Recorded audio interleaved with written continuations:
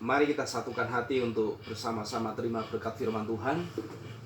Bapa Surgawi, di dalam nama Yesus kami sangat bersyukur pada sore hari ini berada di hadirat-Mu untuk kembali menerima kuasa dari penyalipan-Mu yang merupakan penebusan bagi dosa-dosa kami.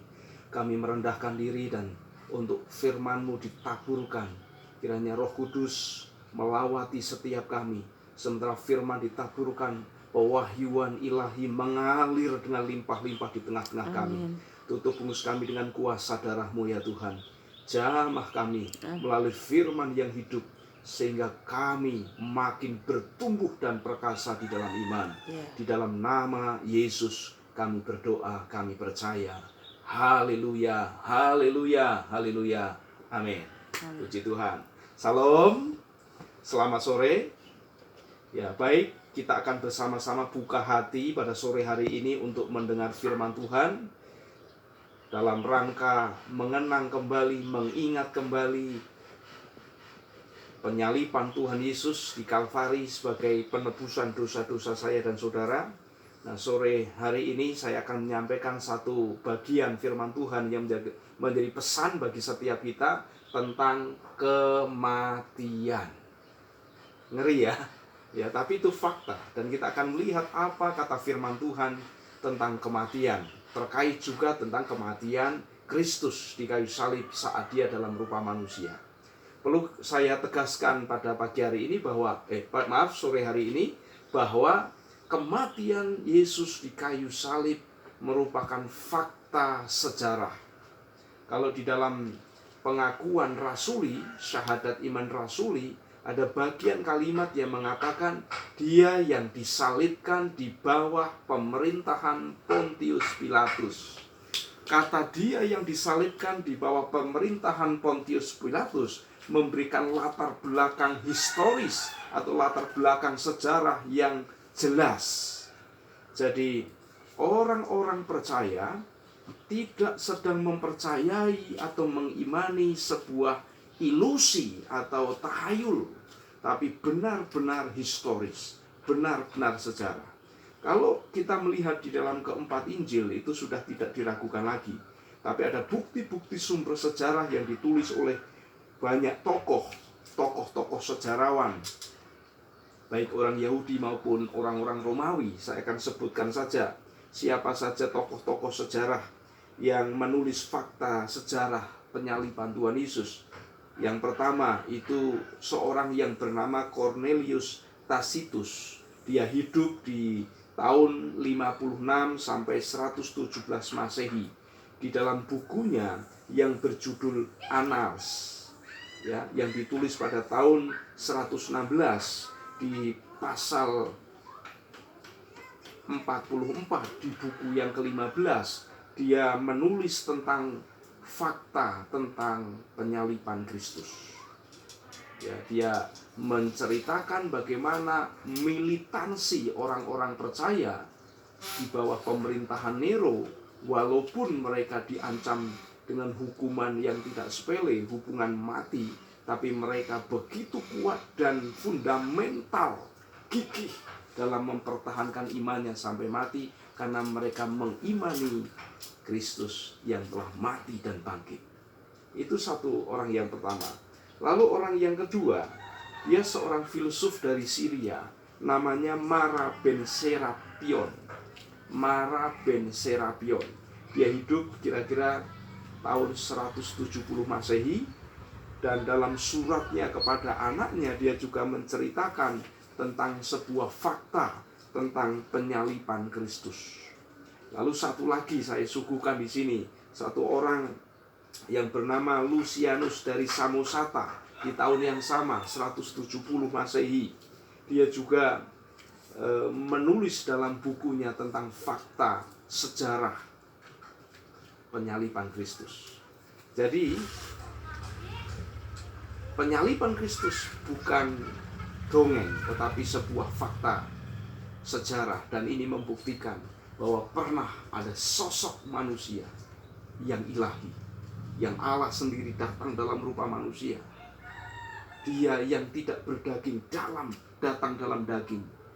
Dia yang tak berdarah datang dalam daging supaya ada darah, supaya dia menumpahkan darah, dan melalui penumpahan darahnya dosa-dosa manusia yang percaya dihapuskan.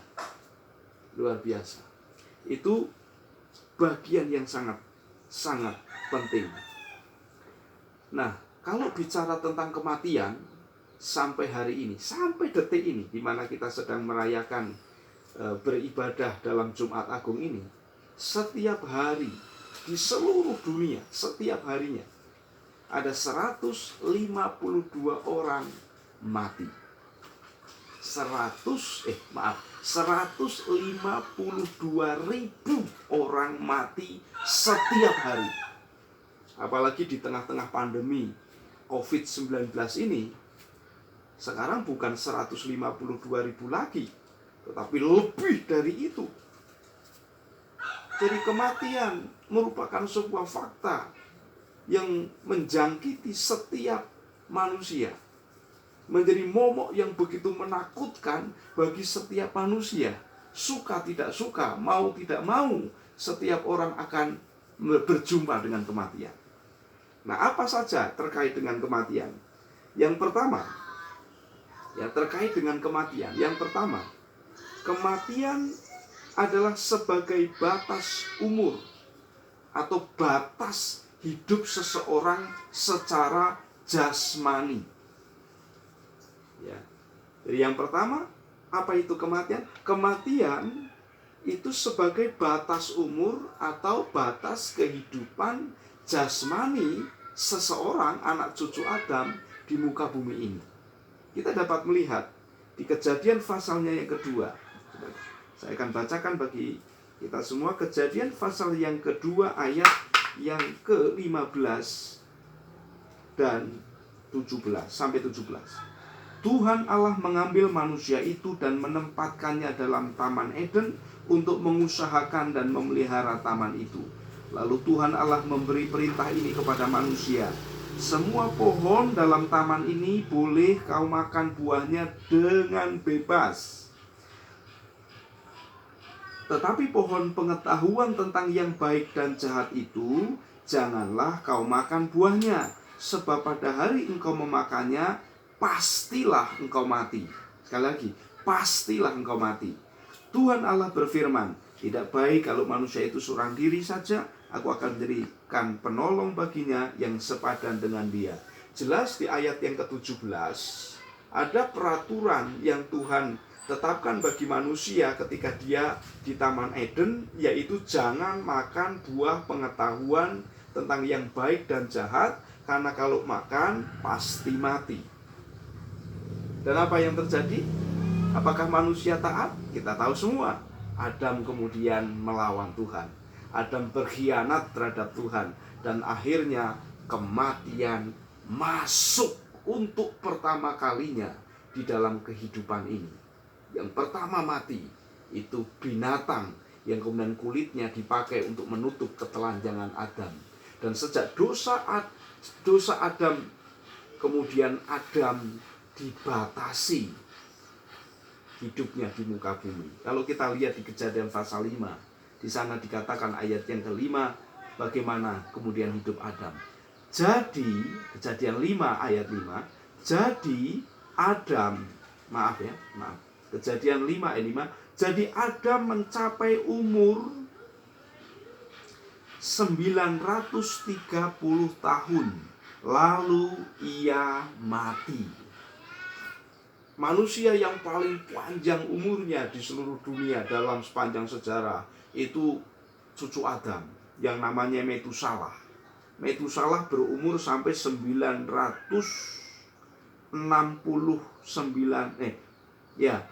mencapai 969 tahun. 969 tahun, lalu kalimatnya dikatakan lalu ia mati.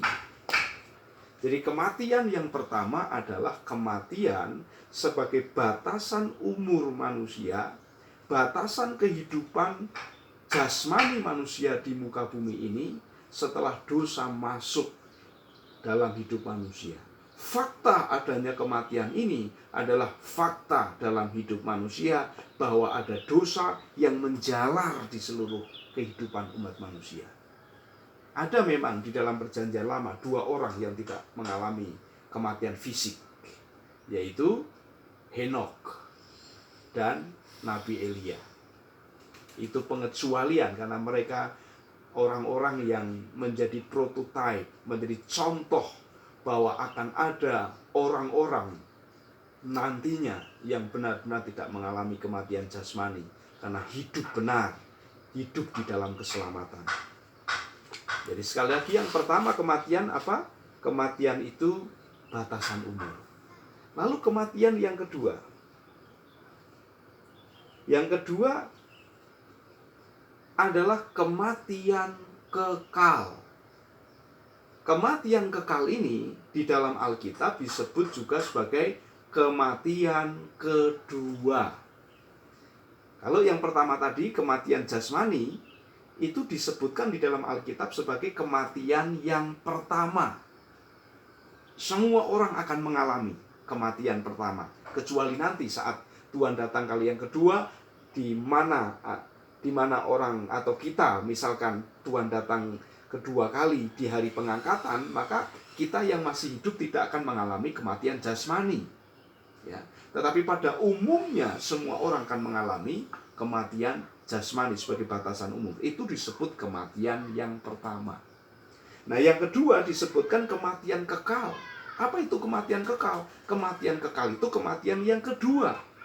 Nah, semua orang yang tidak hidup di dalam Tuhan akan mengalami kematian kekal. Orang-orang yang sungguh-sungguh di dalam Tuhan, Bapak, Ibu saya dan saudara, sungguh-sungguh hidup di dalam Tuhan, mengerjakan keselamatan kita dengan sungguh-sungguh takut dan gentar, maka kita tidak akan mengalami kematian kedua. Ya, saya akan bacakan ayat-ayat ini. Wahyu pasal yang kedua. Lihat, Wahyu pasal yang kedua. Ini yang disebut dengan kematian kekal. Wahyu pasal 2 ayat yang ke-11. Wahyu 2 ayat 11. Begini firman Tuhan katakan, siapa bertelinga hendaklah ia mendengarkan apa yang dikatakan Roh kepada jemaat-jemaat. Barang siapa menang, ia tidak akan menderita apa-apa oleh kematian yang kedua. Wahyu 2 ayat 11 ini tulisan kepada jemaat di Semirna, ya. Dari konteks 7 surat yang disampaikan Rasul Yohanes di kitab Wahyu. Sekali lagi dikatakan kematian yang kedua itu kematian kekal. Di sana isinya adalah penderitaan yang kekal. Dan orang-orang yang bertelinga, orang yang mendengar firman, orang yang menang hidupnya atas pergumulan dosanya, menang atas kedagingannya, menang atas ikatan dosanya, karena bergantung kepada Tuhan, berserah penuh kepada Tuhan, tidak mengalami kematian kedua, tidak menderita apa-apa dari kematian kedua. Amin. Lalu selanjutnya maju di Wahyu pasal 20. Apa yang disebut dimaksud dengan kematian kedua? Wahyu pasal 20 ayat yang ke-6. Di sini dikatakan, berbahagialah dan kuduslah ia yang mendapat bagian dalam kebangkitan pertama. Kematian yang kedua tidak berkuasa lagi atas mereka, tetapi mereka akan menjadi imam-imam Allah dan Kristus, dan mereka akan memerintah sebagai raja bersama-sama dengan Dia 1000 tahun lamanya. Di sini juga disebut tentang kematian kedua, dan orang-orang yang hidup di dalam Kristus tidak mengalami kematian kedua ini. Dia hanya mengalami kematian pertama. Setelah itu pada hari kebangkitan dia akan bangkit dan memerintah bersama-sama Kristus menjadi imam-imam Allah. Wow, luar biasa. Luar biasa. Amin. Nah, coba kita lanjut lagi sekarang ayat yang ke-14 tentang kematian yang kedua. Di sini dikatakan, lalu maut dan kerajaan maut itu dilemparkanlah ke dalam lautan api. Itulah kematian yang kedua, lautan api. Wow. Kematian yang kedua itu adalah lautan api. Penderitaan selama-lamanya, lautan api selama-lamanya. Itulah kematian kedua. Ada yang mau tertarik masuk di sini? Mau? Kalau nggak mau, ayo sungguh-sungguh. Amin? Sungguh-sungguh. Nah, kemudian kita lihat satu ayat lagi di Wahyu pasal 21 ayat 8 tentang kematian kedua. Ayat 8, Wahyu pasal 21. Tetapi orang-orang penakut, orang-orang yang tidak percaya, orang-orang keji, orang-orang pembunuh, orang-orang sundal, tukang-tukang sihir, penyembah-penyembah berhala, dan semua pendusta, mereka akan mendapat bagian mereka di dalam lautan yang menyala-nyala oleh api dan belerang. Inilah kematian yang kedua. Siapa penghuni? Atau siapa yang akan mengalami kematian kedua? Penderitaan selama-lamanya, api yang menyala-nyala, ditambah lagi api belerang. Penakut, orang yang tidak percaya, orang yang keji, pembunuh, tukang sundal, sihir, tukang merdukun, ya. Pendusta, mereka yang akan mendapat bagian yang masuk di lautan api dan belerang yang menyala-nyala, yaitu kematian kedua. Naudzubillah kita. Tapi puji Tuhan, kita sudah ada di dalam Tuhan, maka jangan kembali kepada dosa. Itu yang kedua, yaitu kematian apa saja. Yang pertama, yaitu kematian jasmani sebagai batasan umur. Yang kedua, kematian kedua, yaitu lautan api yang menyala-nyala. Ini neraka jahanam selama-lamanya. Lalu yang ketiga, apa saja dari kematian? Yang ketiga, jenis kematian ini disebut sebagai kematian sebelum kematian. Atau gampangnya begini, mati sebelum mati. Ini fakta, terjadi dalam kehidupan banyak orang. Bahwa banyak orang sebenarnya sudah mati, walaupun dia sudah hidup. Dia setiap hari bangun dari tidur, dia makan, dia mandi, dia menjalankan aktivitas-aktivitasnya setiap hari. Tetapi sebenarnya pada hakikatnya dia sudah mati. Maka ada satu pernyataan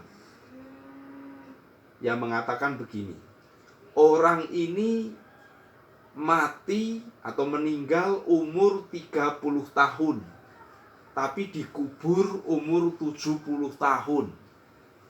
Ada yang semacam ini. Dia mati umur 30, tapi baru dikubur umur 70. Apa maksudnya? Nah, secara antropologi Alkitab, yang dimaksud dengan kematian itu adalah hilangnya sesuatu yang vital dalam kehidupan seseorang.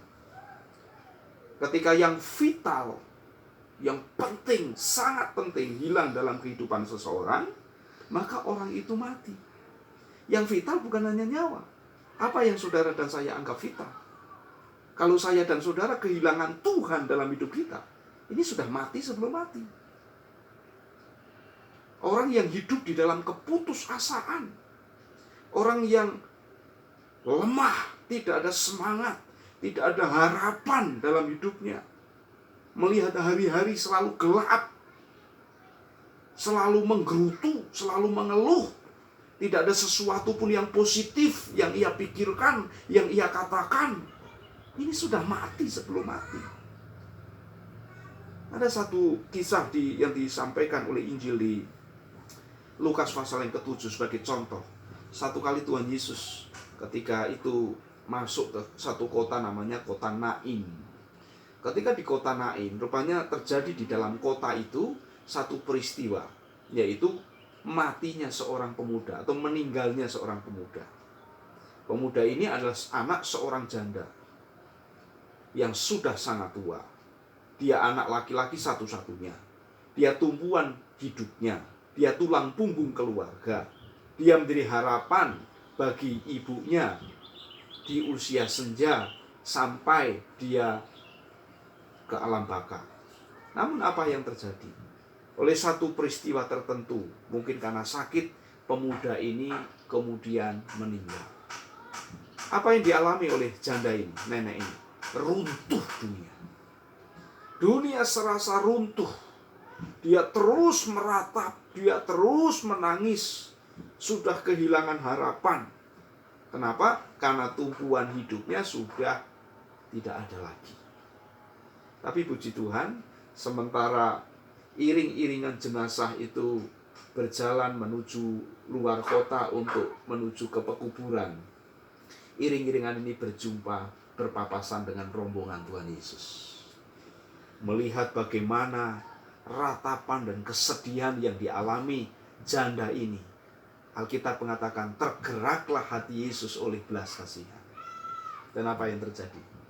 Yesus dengan kuasanya mengatakan, bangkitlah. Dan apa yang terjadi? Bangkit.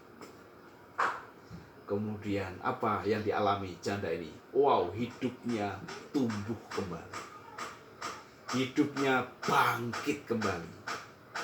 Sebelumnya dia sudah mati sebelum mati.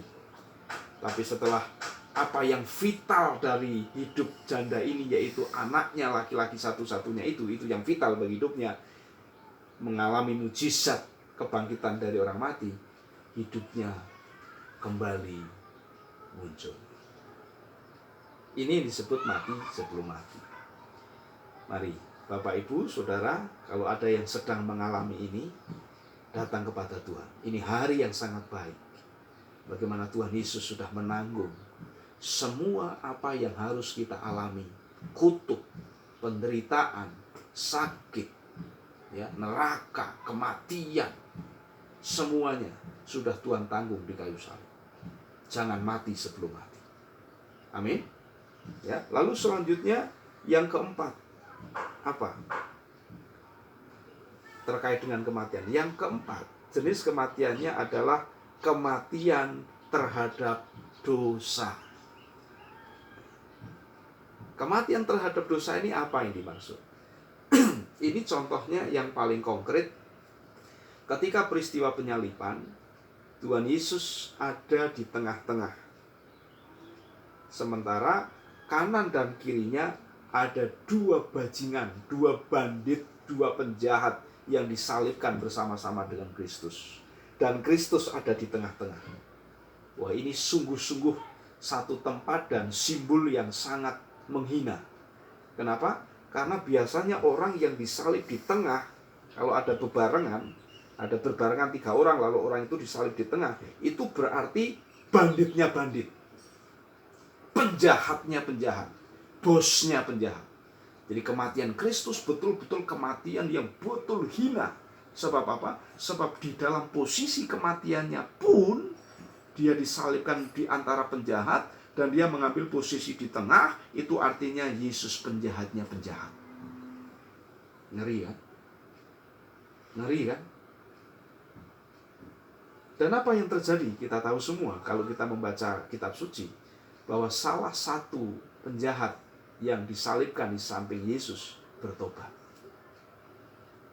Di dalam detik-detik terakhir, dia melihat kemuliaan Allah di dalam Kristus.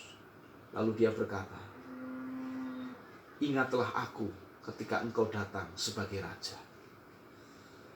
Lalu Yesus berkata, hari ini juga engkau bersama-sama aku di Firdaus. Kematian ini adalah kematian terhadap dosa. Ini kematian yang harus dialami setiap hari oleh setiap orang percaya. Yaitu kita mati terhadap dosa. Orang yang mati terhadap dosa itu orang-orang yang yang tidak akan mengalami kematian kedua. Tapi kalau dia mengaku orang percaya, dia mengaku murid Tuhan, tetapi setiap hari hidup di dalam dosa, maka ini alamat akan mengalami kematian kedua. Karena dia sungguh-sungguh belum diselamatkan. Hanya status. Hanya pindah agama. Jangan sampai seperti itu. Ya. Orang-orang yang mati terhadap dosa, ini adalah orang-orang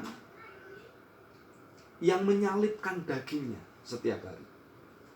Karena satu bagian harga mengikut Kristus itu tidak ada 3 perkara. 1, menyangkal diri, pikul salib, ikut Yesus setiap hari.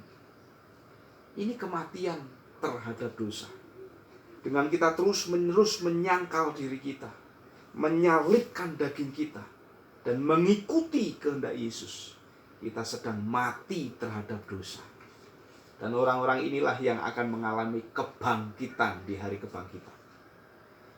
Yesus mendeklarasikan diri di kitab Yohanes pasal yang ke-11 ayat 25 saat membangkitkan Lazarus. Dia berkata begini, "Akulah kebangkitan dan hidup.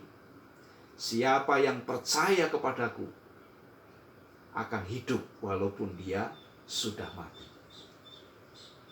Jadi orang-orang yang mati terhadap dosa adalah orang-orang yang tetap hidup walaupun jasmaninya mati. Dia akan tetap hidup. Ini kematian yang keempat. Lalu yang terakhir, kematian Kristus yang menebus dosa. Ini yang terakhir. Kematian menebus dosa manusia. Itu adalah kematian yang dialami Kristus.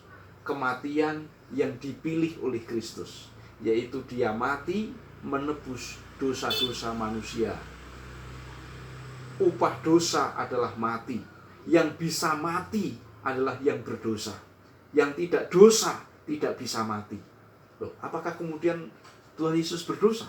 Bukan.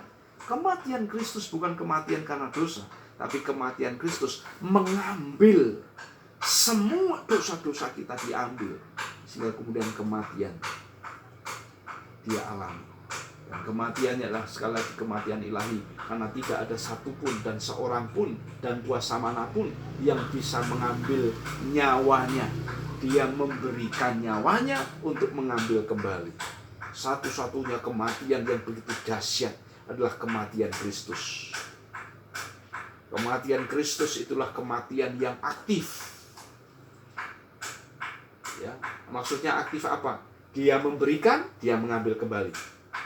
Ya, sesukanya dia. Nyawanya ada di dalam otoritasnya sendiri. Tidak ada orang yang bisa mematikan dia. Dia mati karena dia menyerahkan. Dia mati karena dia memberikan. Kalau dia tidak berikan, dia tidak mati. Kematian Kristus adalah kematian yang aktif, karena kematiannya direncanakan dan kematiannya sesuai dengan kehendaknya sendiri. Itu bedanya dengan manusia. Seperti kita. Semua kita kematiannya pasif. Kalau mati datang, nggak ada yang bisa nolak. Mati. Ya. Lagi batuk-batuk, mati. Itu kematian yang pasif. Itu semua kita akan mengalami itu. Tapi kematian Kristus adalah kematian yang aktif. Karena kematian Kristus, kematian menebus dosa. Saya akan bacakan ayat terakhir di kitab 1 Korintus pasal yang ke-15. 1 Korintus pasal yang ke-15 ayat 1-3 dikatakan, "Dan sekarang saudara-saudara, aku mau mengingatkan kamu kepada Injil yang aku beritakan kepadamu, dan yang kamu terima, dan yang di dalamnya kamu teguh berdiri. Oleh Injil itu kamu diselamatkan, asal kamu teguh berpegang padanya, seperti yang telah kuberitakan kepadamu, kecuali kalau kamu telah sia-sia saja menjadi percaya. Sebab yang sangat penting telah kusampaikan kepadamu, yaitu apa yang telah kuterima sendiri ialah bahwa Kristus telah mati karena dosa-dosa kita sesuai dengan kitab suci." Sekali lagi, Kristus telah mati karena dosa-dosa kita. Jangan menjadi sia-sia dalam kepercayaan saya dan saudara. Puji Tuhan, di tengah-tengah ibadah Jumat Agung ini, mengenang kematian Kristus, kita belajar tentang apa itu kematian. Ya, ada 5 hal tadi tentang kematian. Yang pertama, kematian sebagai batas umur. Yang kedua, kematian kedua, yaitu api yang menyala-nyala kekal selama-lamanya. Ini bagian orang-orang yang tidak percaya, orang-orang murtad, orang-orang yang hidup terus di dalam dosanya. Lalu yang ketiga, mati sebelum mati. Jadi saya sangat berharap supaya tidak ada satupun di antara kita yang sedang mengalami mati sebelum mati. Kalau harapan saudara sedang mati, ya, kekuatan kita sedang hilang, iman kita sedang mati, sukacita kita sedang mati, gairah hidup sedang mati, bangkitlah. Bangkitlah. Amin. Jangan mati sebelum mati. Amin. Ada Yesus yang sanggup menolong kita. Iya. Lalu yang ketiga apa? Yang ketiga yang keempat, kematian terhadap dosa. Inilah bagian hidup saya dan saudara setiap hari. Kita harus mati terhadap dosa setiap hari. Lalu terakhir, kematian Kristus yang menebus segala dosa. Haleluya, puji Tuhan. Haleluya, puji Tuhan. Mari kita bersama-sama, haleluya, terima firman Tuhan ini. Renungkan firman ini. Renungkan, terima dengan hati yang lemah lembut. Renungkan, dengarkan Tuhan berbicara kepada kita. Dengarkan Tuhan berbicara kepada kita. Ya Rabba syakatakan nama syakata. Tuhan bicara kepada saya, saudara. Dengarkan Tuhan bicara. Mari Tuhan. Mari Tuhan Yesus. Mari Tuhan Yesus. Mari Tuhan Yesus. Bawa kami kepada kematian dan kebangkitan hari ini. Hari ini. Jamah Tuhan setiap anak-anak-Mu ini dengan kuasa firman-Mu yang hidup. Terima kasih Tuhan Yesus. Haleluya, haleluya. Ambil waktu saudara, ambil waktu secara pribadi dengan Tuhan.